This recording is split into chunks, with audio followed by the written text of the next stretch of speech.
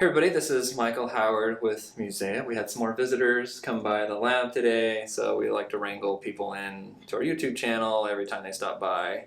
So we're going to grill them, we've got 8 questions for them, and just get to know them a little better, so you guys get to know them and see what they're about. So here we go. First question, where's your business located?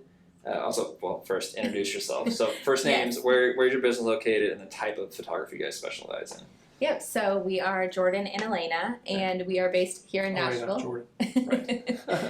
Our business name is Jordan and Alaina. So we're based in Nashville, Tennessee, and we do mostly weddings with some portraits here and there for our wedding clients. Cool. All right. So, what physical products do you sell or hope to add to your business? Kind of 2020 vision, I guess. So currently, right now, we're just offering mostly albums. We do offer loose prints and print boxes. Okay. We are really hoping to add some more larger frame prints, maybe some matted prints as well, and just kind of expanding our different types of prints we offer as well. Cool. Okay. What challenges have you found in adding prints to your business versus giving clients a gallery? It's kind of probably a big one for you guys. I think the biggest challenge is just trying to educate people and on the quality of what you're offering and having them see the value in that and investing in it is probably the hardest challenge, Yes. especially with the digital age. Everyone wants to Today, not it's a lot print of their photos. helping people understand what's available. Kind of they're more aware of maybe what their parents had at their wedding or something, so they may not have seen the products that are available today and the quality that's available. Yeah, the print especially when it quality has comes to changed albums. so much. So Yeah. I think that's probably the biggest, I would say. Basically, just trying to change people's perceptions. Right. Yep. Which is tough. Okay. So let's talk a little bit marketing. So what type of marketing is actually working? Like your successful marketing for you guys? Yes. What's going? Instagram is probably the biggest. Okay. We really put a lot of focus into our Instagram. The next big thing for us would be building our vendor relationships and focusing on those. And in turn, we receive a lot of referrals from those vendors that we work with regularly and who we really put a lot of time and energy into building those relationships. So I think Instagram and vendors are probably our most common marketing tools right now. Yeah, referrals in general just seems to be where we get the most of our clients and more quality clients, and people want somebody else can vouch for them, so Yeah. planner or venue that we worked at a lot, Right. if we develop those relationships and they recommend us, their clients are going to know like that we are good and You're building that trust. Yeah. Mhm. Yeah. So have someone, like I said, to vouch for us. Right. Okay. Quick vendor marketing. What just a slight deep dive into that. So what are you guys doing that's working? Do you give them physical products to show off? Do you give them like little brochure cards or something? We haven't yet. We've talked about that. In investing in being able to offer them something that we would typically show our clients, but something that of a wedding that we worked with them. That way they have something to show, Right. but also promotes us. So we've discussed that. Right now, I think it's just more. Digital files? Yeah, like we definitely Yeah. share all the images with them. We never hold back, and say you don't get the images unless you pay us. We offer everything. Yeah. And then just taking the time to really refer them and promote them on Instagram and to share about their work and also, I guess, just building that relationship outside of the wedding. Yeah. People really appreciate when you're genuinely care about them and it's not just I want you to Business, refer me and book me. Yeah. So really connecting with people and. Yeah, especially the vendors that we've had, really good weddings with, work really well together with. We always try to keep those relationships going. So even if it means treating them to lunch or just going out for coffee, something outside the wedding, so it's not just a business relationship. So it feels more personal and real. Right. Yeah. Cool. What's your biggest challenge in your business right now?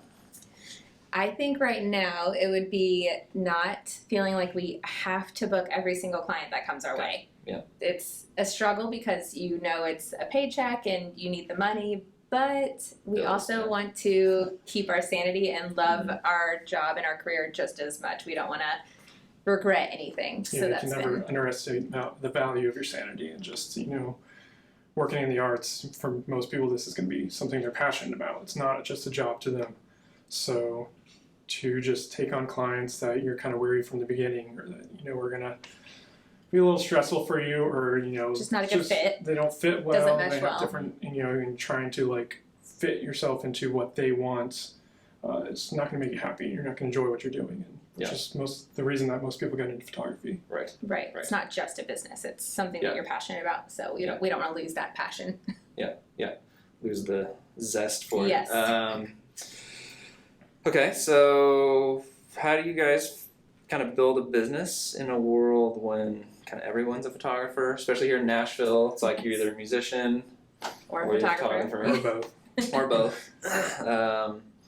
And there's there's just definitely competitive, so it tends to be a little bit of a race to the bottom. People like to kind of try to who can charge less and that kind of stuff. So how do you build like a sustainable brand in this market? Sustainable is a good word there, because if you're competing on price and constantly trying to undercut your competition, that's not sustainable.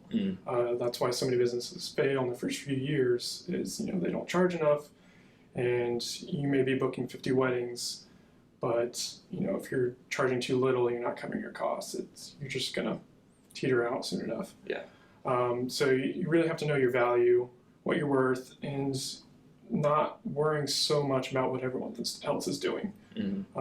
We really try to sell ourselves and what we offer to people. We don't compare ourselves to other photographers, because we're not other photographers. We're offering. I feel like it's hard to say we don't, because there's always that level of comparison. We shouldn't. Try not to. But you try not to. You try not to think like, oh, but they're doing that and that's so great. Why am I not doing that? I mean, it's hard because we always compare a little bit. But we try not to, because then I feel like you feel like you have to discount your prices to beat them out, and it just is. So it's really about just understanding your value, what you're worth, and people are going to pay what you are worth. If if you're charging too little, you're getting clients that are booking you because you're cheap. Yeah. But that's not the clients you want. That's not the business you want. So just sticking to your guns, charging what you need to, doing what you're passionate about, and just being yourselves. We sell ourselves. We offer something that no other photographers can offer. It's Jordan and Alaina. We're a couple. We're different than the other photographers. You can get photography from anyone, but it's a different experience they're going to get from us, and that's what we try to sell. Cool. Yeah, we always feel like it's important to promote yourself and to show your true self, and not feel like you're putting on a show for the people just to book them. So cool, love it. Biggest mistake you've made so far in business? So maybe one each or whatever. I'm sure we've all there's made a lot mistakes, of those. But anything recent doesn't defeat. I mean, kind of on the last question, really comparing ourselves to others, and as well as booking those clients that from the get-go we know like this is probably not the best fit, but we're kind of desperate, like trying to fill out that year. Yeah. So if we can that's go probably back been in a really time big and mistake not is take it, not take some of those taking jobs. Everything. I'm trying to think of anything else that I feel like is a big mistake, especially recently. Too many. Too many. You're like inundated. It's little things. A marketing mistake. You like spent money on something. You regret. Oh well, that yes. Actually, now that you said that, we did and spend our first styled shoot. We did it out of Nashville. It was in a different city because we wanted to expand there, and we invested quite a lot of money into the shoot. And I think we quickly realized that we spent way too much money, and we're not going to get probably any return on it. Yeah. So I would say that was like our biggest mistake, is feeling like we needed to spend a lot of money on a styled shoot when there are ways where you can, I guess share the costs with other vendors and not feel like you have to pay people to do that. So that was probably a big mistake, is investing in that where we could have invested smarter other ways. Gotcha. And also something that's changing more recently is, especially with our products, is we were so fearful starting out of coming off like the cheesy car dealership salesman. Like we were afraid to really sell and push products, even though personally we were very passionate about them and not just trying to increase our income. So not being afraid of that and just learning, kind of what works to really, push the products that we do care about, that's things that we have in our own home, and, show our clients that passion. Then it doesn't come off like a sales pitch, and it feels very natural, and it does in return help us in financially. Yeah, more like serving your clients through physical products or whatever. So helping we wish we had done that a little sooner. Yeah. Okay. So plans, goals for 2020? What's up next for you guys? I think expanding our product line but also at the same time honing it and not feeling like we have to offer so much, and also trying to focus a little bit more on the in-person sales approach and incorporating that into our wedding business and then into our portrait side of it for our wedding clients. So I think that's a big thing. And the framing aspect, we really want to push that and offer a curated service and help them through like the design process and the hanging process and all that stuff and that.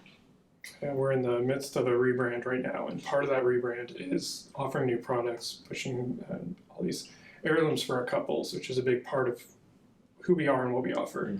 And we've worked for years on creating a curated experience building up to and through the wedding day, and now just putting as much emphasis on what happens after the wedding. It just doesn't stop right there. And still, like you said, offering design consultation and even installing frames ourselves and stuff in people's homes. Yeah. So I think that hopefully will in turn help us reach our financial goals too, because we do have those obviously, but we hope all of this kind of comes together and helps each goal we have. Totally. Yeah, awesome. Well, thanks guys for stopping by. Thank you. Appreciate it.